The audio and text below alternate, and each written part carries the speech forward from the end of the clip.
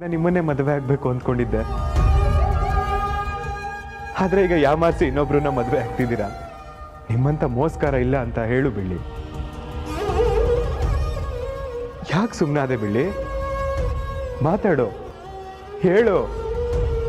ನಾನು ವಂಚಕ, ಮೋಸಗಾರ, ಇನ್ನು ಏನೇನೋ ಪದಗಳಿದೆಯಲ್ಲ, ಎಲ್ಲನೂ ಪ್ರಯೋಗ ಮಾಡು. ಹೆದರ್ಕೋಬೇಡ ಬಿಳ್ಳಿ. ನಿನ್ನ ಪಾಲಿಗೆ ಏನೇನು ಆಸ್ತಿ ಬರಬೇಕೋ ಎಲ್ಲ ಬರ್ದು ಕೊಡ್ತೀನಿ. ನನಗೆ ಈ ಆಸ್ತಿ ಮುಖ್ಯ ಅಲ್ಲ ಮಾವ, ನೀವು ಮುಖ್ಯ. ನೀವು ನಗ್ನಗ್ತಾ ಸಂತೋಷವಾಗಿರ್ಬೇಕು.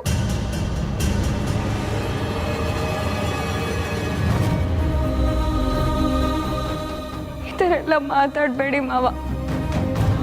ನಿಮ್ಮ ಹತ್ರ ನನ್ಗೋಳು ಬರುತ್ತೆ.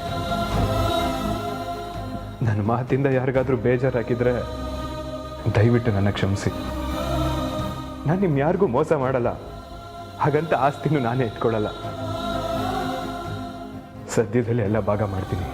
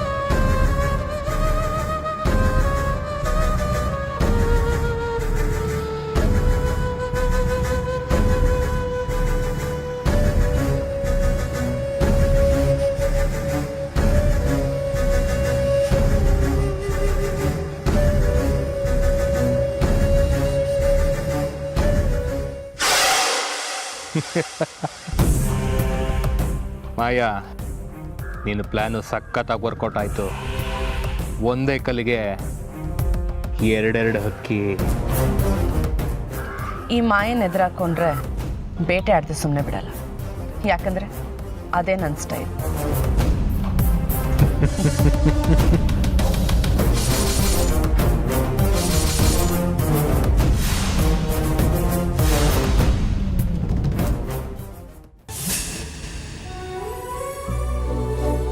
ನಿನ್ನ ಕಂಟ್ರೋಲ್ ಮಾಡಕ್ಕೆ ಅಂತ ಒಬ್ರಿದ್ರು. ನೀನ್ ಅವರನ್ನು ಬೆಟ್ಟದ ಮೇಲಿಂದ ತಳ್ಳಿ ಕೊಲೆ ಮಾಡ್ಬಿಟ್ಟಲ್ಲೋ ದ್ರೋಹಿ.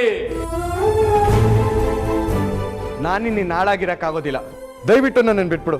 ನಾನು ಈ ಮನೆ ಬಿಟ್ಟು ಹೋಗ್ತಾ ಇದ್ದೀನಿ. ನೀನು ಒಬ್ಬನೇ ಆಸ್ತಿನ ಅನುಭವಿಸ್ಕೊಂಡಿರು. ಮುತ್ತಣ್ಣ ನಂಬಿದ್ರೆ ಕೊನೆಗೆ ಸಿಗೋದು ಏನ್ ಗೊತ್ತಾ? ತೆಂಗಿನಕಾಯಿ ಚಿಪ್ಪು. ಅದನ್ನ ಹಿಡ್ಕೊಂಡು ಅಮ್ಮ ತಾಯಿ ಅಂತ ರೋಡ್ ತುಂಬಾ ಭಿಕ್ಷೆ ಬಿಡ್ಬೇಕು ಅಷ್ಟೇ. ನಂಬಿಕೆ ಇಡಬೇಕು, ಆಗ್ಲೇ ನಾವು ಅಂದ್ಕೊಳ್ಳೋದು ನಡೆಯುತ್ತೆ. ನಮ್ಮ ಅರ್ಹತೆಗೆ ತಕ್ಕ ಕನ್ಸು ಕಾಣ್ಬೇಕು ಅನ್ನೋದು ನಿಜ. ಚಂದ್ರನ ದೂರದಿಂದಾನೆ ನೋಡ್ಬೇಕು ಹೊರತು ಆದ್ರೆ ಹತ್ರ ಹೋಗಿ ಅದ್ರ ಜೊತೆನೆ ಬಾಳ್ತೀವಿ ಅನ್ಕೊಳ್ಳೋದು ಮುಟ್ಟಾಳ್ತನ ಆಗತ್ತೆ. ನಾನು ಮುಂಚೆ ಹೇಗಿದ್ನೋ ಹಾಗೆ ಇರ್ಬೇಕಿತ್ತು. ಸುಮ್ಮನೆ ಇಲ್ಲದ ಆಸೆಗಳನ್ನ ತುಂಬಿಕೊಂಡು ಸಂಕಟ ಪಡಕ್ಕಾಗ್ತಿಲ್ಲ ನನಗೆ. ಇನ್ಮೇಲೆ ಮದುವೆ ಆಗತ್ತೆ ಅಂತೆಲ್ಲ ಕನ್ಸುಗಳನ್ನ ಕಟ್ಕೋಬಾರ್ದು. ಮತ್ತು ಮಾವ ಮಾಯಕ್ಕರ ಮದುವೆ ನಿಶ್ಚಯ ಆಗಿದೆ. ಮಾವನೇ ಎಲ್ರ ಮುಂದೆ ಮದುವೆ ಆದಷ್ಟು ಬೇಗ ಇಟ್ಕೊಳ್ಳಿ ಅಂತ ಹೇಳೋದ್ರು. ಇನ್ನು ನಾನು ಸುಮ್ಮನಾಗ್ಬಿಡ್ಬೇಕು. ನನಗೆ ನಾನು ಸಮಾಧಾನ ಮಾಡ್ಕೊಳ್ಳೋಕೆ ತುಂಬಾ ಕಷ್ಟ ಆಗ್ತಿದೆ. ನನ್ನ ಕಷ್ಟನ ನಾನು ಯಾರ ಹತ್ರ ಹೇಳ್ಕೊಳ್ಳಿ? ನನಗೆ ಅಂತ ಯಾರು ಇಲ್ವಾ?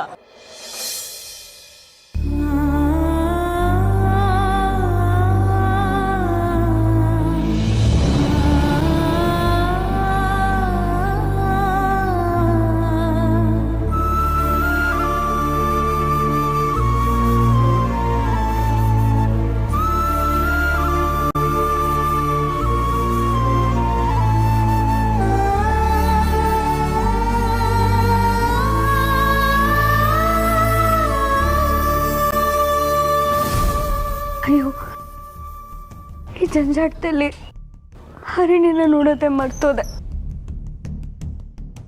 ಹರಿಣಿನ ಮಾತಾಡ್ಸ್ಕೊಂಬರ್ತೀನಿ.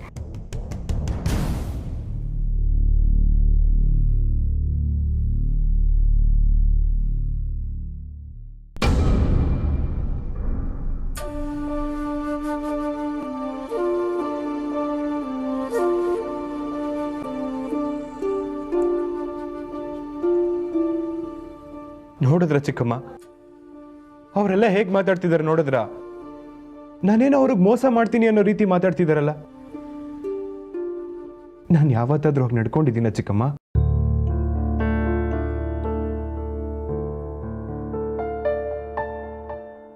ಆಸ್ತಿ ಬೇಕೇ ಬೇಕು ಅಂದಿದ್ರೆ ಹೇಗೋ ಆಸ್ತಿ ಎಲ್ಲ ನನ್ನ ಹೆಸರಲ್ಲೇ ಇತ್ತು, ನಾನೇ ಅನ್ಭವಿಸ್ಬೋದಿತ್ತಲ್ಲ ಚಿಕ್ಕಮ್ಮ.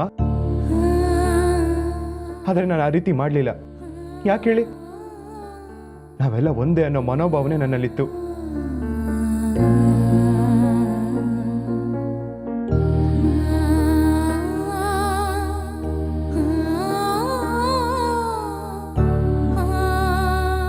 ಈ ಆಸ್ತಿ ಎಲ್ಲ ಅವ್ರದ್ದು ಅಲ್ವಾ ಚಿಕ್ಕಮ್ಮ? ನೀವಿದ್ದಿದ್ರೆ ಈ ರೀತಿ ಮಾತಾಡ್ತಿದ್ರ? ಅಣ್ಣ ಅಣ್ಣ ಅಂತ ಕರೆಯೋದು ನೋಡಿ ನಿಜವಾಗ್ಲೂ ನನ್ನ ಮೇಲೆ ಪ್ರೀತಿ ಇದೆ ಅನ್ಕೊಂಡಿದ್ದೆ. ಅಪ್ಪ ಅಮ್ಮ ಇದ್ದಾಗ್ಲೇ ಮಕ್ಕಳು ಮದ್ವೆ ಆಗ್ಬೇಕು, ಇಲ್ಲ ಅಂದ್ರೆ ಒಂಟಿ ಆಗೋಗ್ತೀವಿ ಅಂತಾರೆ. ಅದು ನಿಜ ಚಿಕ್ಕಮ್ಮ.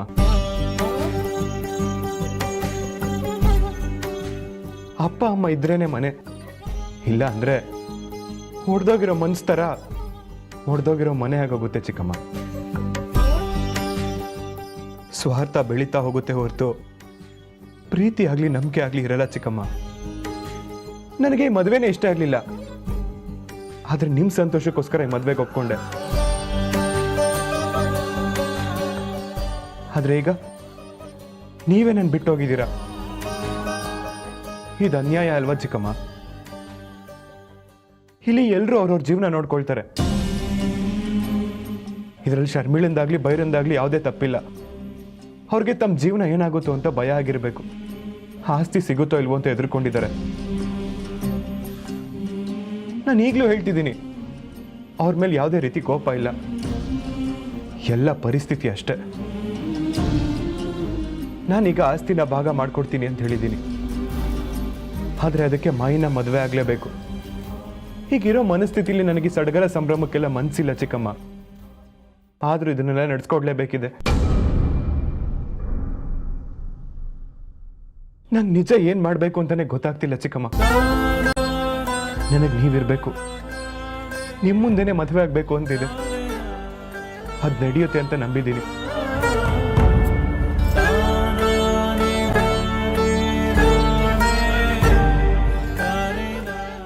ಮದುವೆ ನಡೆಯೋತ್ತಿಗಾದ್ರೂ ನೀವು ಬರ್ತೀರಾ ಅಲ್ವಾ ಚಿಕ್ಕಮ್ಮ?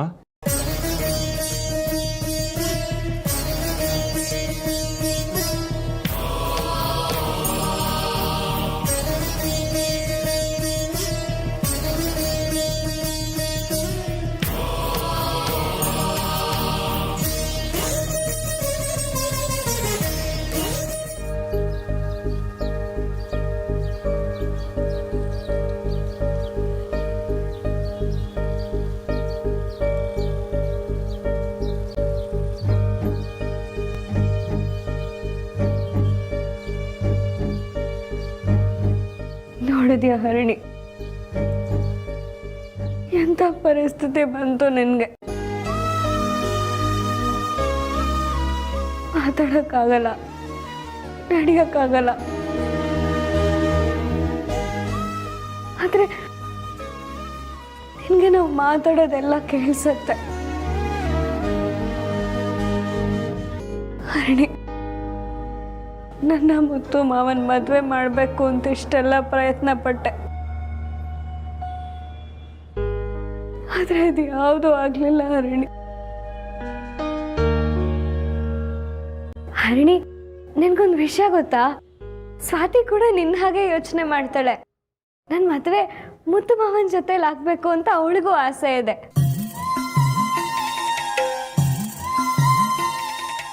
ಸ್ವಾತಿ ನನ್ನನ್ನ ಚಿಕ್ಕಮ್ಮ ಅಂತ ಕರೀತಿದ್ದಾಳೆ. ಅವಳು ಹಾಗೆ ಕರೆದಾಗ ಆ ಮಾತು ಯಾಕಿನ್ನೂ ನಿಜ ಆಗ್ತಿಲ್ಲ ಅನ್ಸತ್ತೆ. ಮತ್ತು ಮಾವ ನನ್ನನ್ನ ಈಗೀಗ ತುಂಬಾ ನಂಬ್ತಿದ್ದಾರೆ.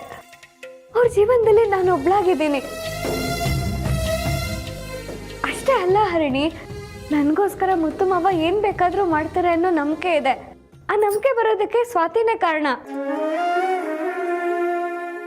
ಈ ರೀತಿ ದಿನ ಆಸೆಗಳು ಬೆಟ್ಟದಷ್ಟು ಬೆಳೀತಾ ಹೋಗುತ್ತೆ. ಏನೇನೋ ಕನ್ಸುಗಳನ್ನ ಕಟ್ಕೊಳ್ತೀನಿ, ಆದ್ರೆ ಅದ್ಯಾವುದು ನಡೆಯೋದಿಲ್ಲ ಅಂತ ಗೊತ್ತಾದಾಗ ಒಬ್ಳೆ ಕೂತ್ಕೊಂಡು ಅಳ್ತೀನಿ.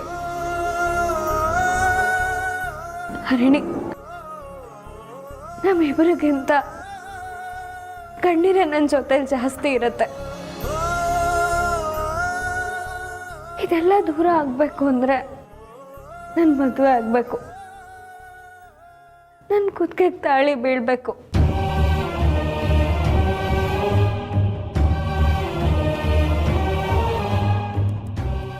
ನತದೃಷ್ಟೆ ಅಂತಾರಲ್ಲ, ಹಾಗೆ ನಾನು ಎಲ್ಲ ನನ್ನ ಕಣ್ಮುಂದೆ ಇದ್ರು ನನಗೆ ಯಾವುದೂ ದಕ್ಕಲ್ಲ.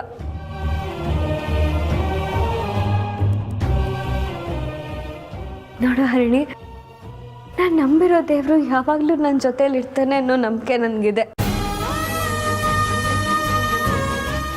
ಇದೆಲ್ಲ ನಡಿಬೇಕು ಅಂದರೆ ನನ್ನ ಮದುವೆ ದಿನ ನನಗೆ ಸೀರೆ ಉಡಿಸಿ ಹಸಿಮಣೆ ತನಕ ಕರ್ಕೊಂಡು ಹೋಗೋದಕ್ಕೆ ನಿನ್ನ ಗುಣ ಆಗಿ ಬರಲೇಬೇಕು. ನಿನ್ನ ಗುಣ ಆಗಿ ಬರ್ತೀಯ ಅನ್ನೋ ನಂಬಿಕೆ ನನಗಿದೆ ಹರಿಣಿ. ನೀನು ಬರೋ ದಾರಿನೇ ಕಾಯ್ತಿರ್ತೀನಿ. ಬೇಗ ಬರ್ತೀಯ ಅಲ್ವಾ ಹರಿಣಿ?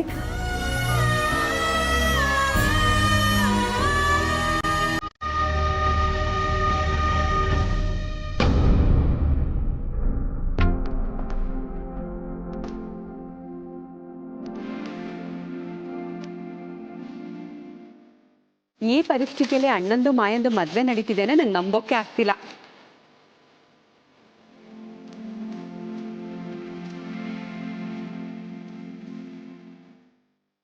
ಅಮ್ಮನೂ ಇದ್ದಿದೆ ಎಷ್ಟು ಸಂತೋಷ ಪಡ್ತಿದ್ರು ಅಲ್ವಾ?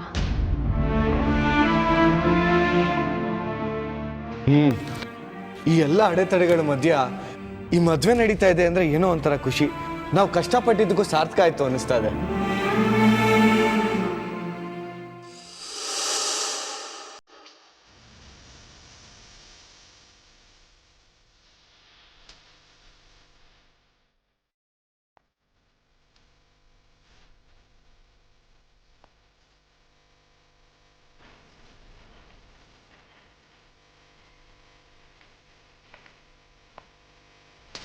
ಮಾಯಾ, ಅರ್ಶಿನ ಕುಂಕುಮ ಹಚ್ಚಿ ಎಲ್ಲ ರೆಡಿ ಮಾಡಿಟ್ಟಿದ್ದೀವಿ. ಇನ್ನು ಹಂಚೋದಂದೇ ಬಾಕಿ. ಮೊದಲನೇ ಕಾರ್ಡ್ ಯಾರು ಕೊಡಬೇಕು ಅಂತಿದ್ಯಾ? ಒಬ್ಬರು ಮುಖ್ಯವಾದ ಅತಿಥಿನ ಇನ್ವೈಟ್ ಮಾಡೋದಿದೆ. ಫಸ್ಟ್ ಹೋಗಿ ಅವ್ರಿಗೆ ವಿಷಯ ತಿಳಿಸ್ಬಿಟ್ಟು ಬರ್ತೀನಿ.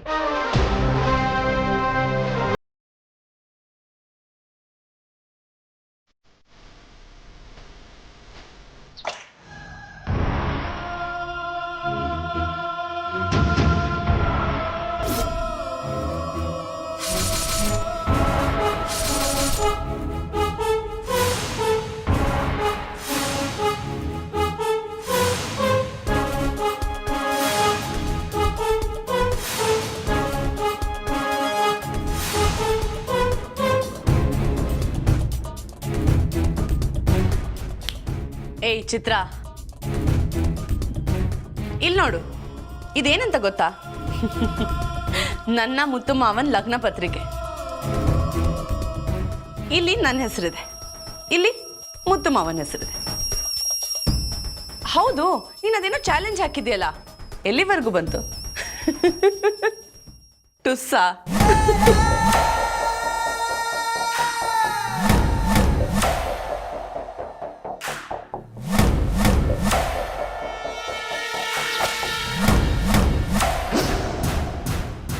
ಗೆಲುವು ಅನ್ನೋದು ಶುರು ಆಗಿದ್ದೆ ಈ ಮಾಯನಿಂದ ಕಣೆ. ನಾನು ಇದ್ದಿದ್ದ ಕಡೆ ಎಲ್ಲ ಸಂಭ್ರಮ ಸಂತೋಷ ಇದ್ದೇ ಇರುತ್ತೆ. ನಿನಗೆ ಧೈರ್ಯ ಆದ್ರೆ ಅದನ್ನೆಲ್ಲ ಹಾಳು ಮಾಡೆ ನೋಡೋಣ.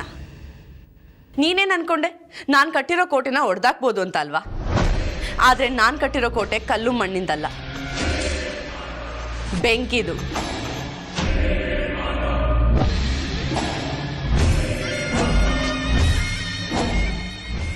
ಹಾಳು ಮಾಡೋಕೆ ನಿನ್ನಂತ 10 ಜನ ಬಂದರೂ ಆಗಲ್ಲ ಕಣೆ.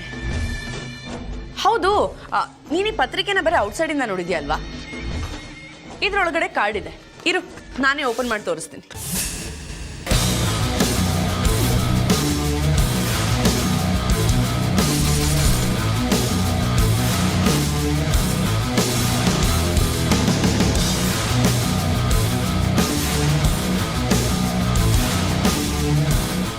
ನೋಡಿದ್ಯಾ?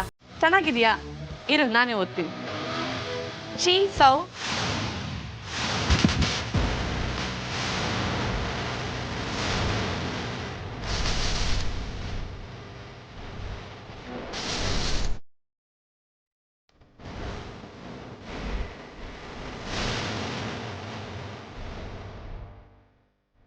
ನನ್ನ ಹೆಸರು ಜಾಗದಲ್ಲಿ ಬೆಳ್ಳಿ ಹೆಸರು. ಯಾರು ಮಾಡಿರ್ಬೋದು ಇದನ್ನ? ಯಾರೇ ಮಾಡಿದ್ರು ಅವ್ರನ್ನ ಮಾತ್ರ ಸುಮ್ಮನೆ ಬಿಡಲ್ಲ. ಸರಿಯಾಗಿ ಪಾಠ ಕಲಿಸ್ತೀನಿ.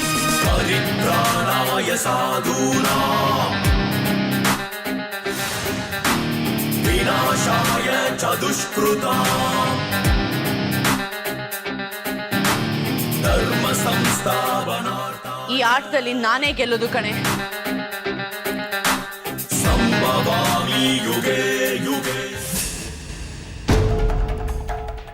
ಬೈರಾ ಅತ್ಗೆ, ಇನ್ವಿಟೇಷನ್ ಕಾರ್ಡ್ ಅಲ್ಲಿ ಏನಿದೆ ಏನಿಲ್ಲ ಅಂತ ನೋಡ್ದೆ ಅರ್ಶನ ಕುಂಕುಮ ಹಚ್ತಾ ಇದ್ದೀರಾ? ಸ್ವಲ್ಪನೂ ಬುದ್ಧಿ ಬೇಡ್ವಾ? ಏನಾಯ್ತು ಮಾಯಾ? ಇಲ್ಲಿ ನೋಡಿ.